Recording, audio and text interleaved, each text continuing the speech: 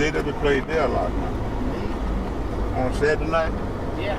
give him $10, or maybe not that much. He just did it for the fun. Wow. That little building in the back, that little white building. Yeah. That's called Alpha Place. That was a little juke joint. He stayed right back over here. Yeah. Yeah, they're right there. They ready. The port, they're ready to fresh one. He stayed in this red. Yeah, yeah. That's it. He stayed red here. What? That's it.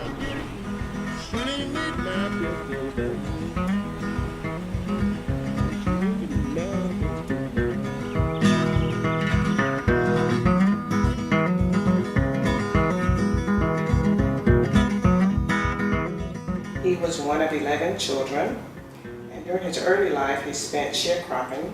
He often spoke of the harsh times of living in the Jim Crow South. He was rarely in school and barely learned to read and write. Dad's first love was blues music, and he began in his teens to play guitar and sing, all the while also working in the fields, and later at a sawmill. Performing alone or with others, he played house parties and barbecues for a few bucks and moonshine. When a woman get the blues, you hang a little head and you cry.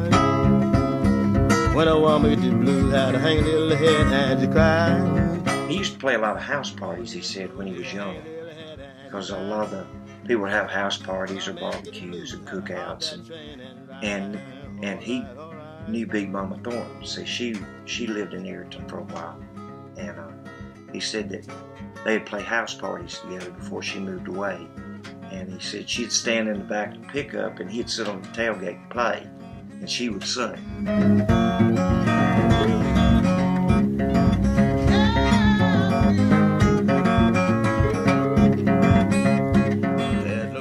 About the age of 22, J.W. entered the military, joined the service, joined the Army, and was stationed and served time in the Philippines along with Australia and New Guinea. And then he was later stationed near his home at Fort Rucker, which is just outside of Enterprise, Alabama. After leaving the service, he returned home to Ayrton, where he was basically a farmer. He continued to play the local juke joints, and he played house rent parties.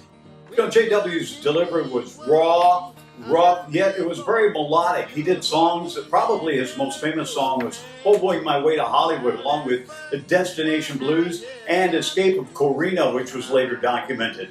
And also, he did some of the traditional songs like Careless Love and Rabbit on a Log, but he also liked gospel music, and he loved the duo Marie Knight, who came from Georgia, and also the sound of Sister Rosetta Tharpe, who brought the guitar into church music.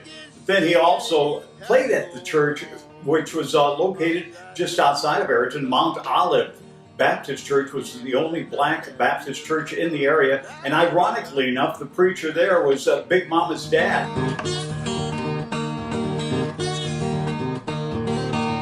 Yeah. What kind of guitar did J.W. play when both of you met him? He had, Acoustic.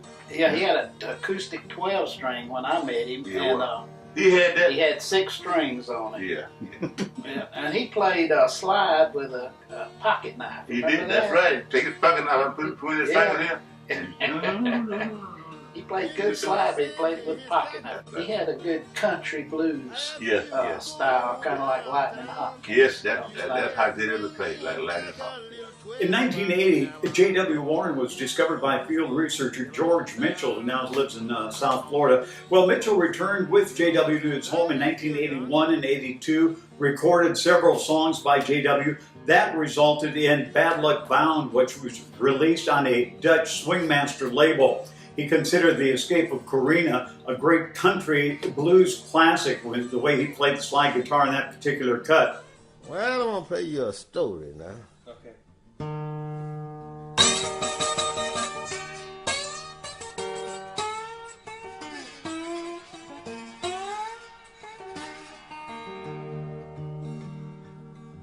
I was a girl one time. Her name was Corrine. This is called the name of this is Corrine. Then also, Tim Duffy of the Music Maker Relief Foundation out of North Carolina released some music in about 1994 on J.W. Warren. And that was on several anthologies that he released for the Music Maker Relief Foundation. Then in 2005, they took George Mitchell's songs and put them out on CD. Fat Possum label out of Mississippi did that, and that was included on a CD entitled Life Ain't Worth Living.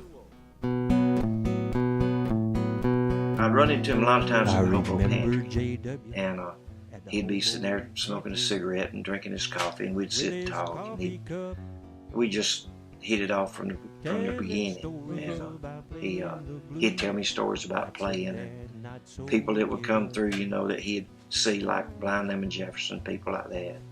When I go to Ayrton, sometimes I'd go by and visit with him, and we'd sit on the porch, and he gave me a lot of good advice when I was coming along, because you know, there's a lot of pitfalls in the music business, and I could tell he was a real religious man.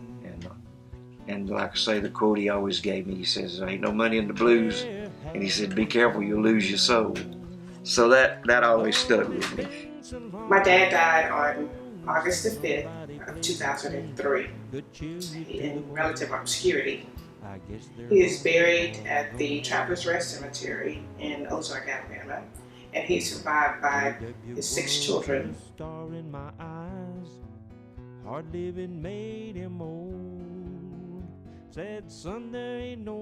J.W. Warren epitomized a once thriving yet undocumented Wiregrass Alabama blues history, which produced other greats like Big Mama Thornton, along with Dan Pickett, John Lee, Johnny Lewis, Ed Bell, and Ike Zimmerman.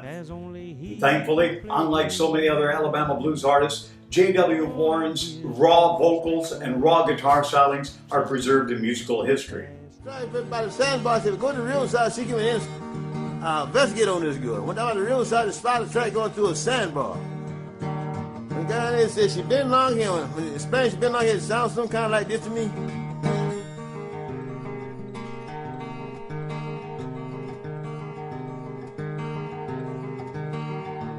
Them hound dogs still talking shit.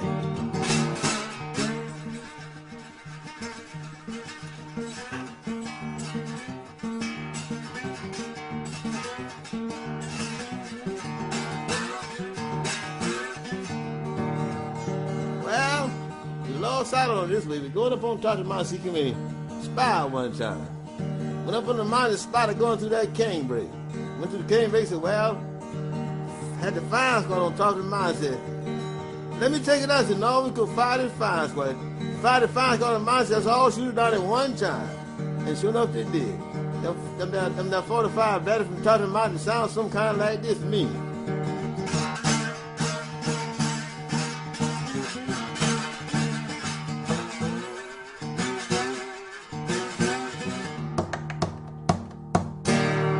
Down right there, buddy. Well, I mean, you know, if I never said, what is it? That was a good one.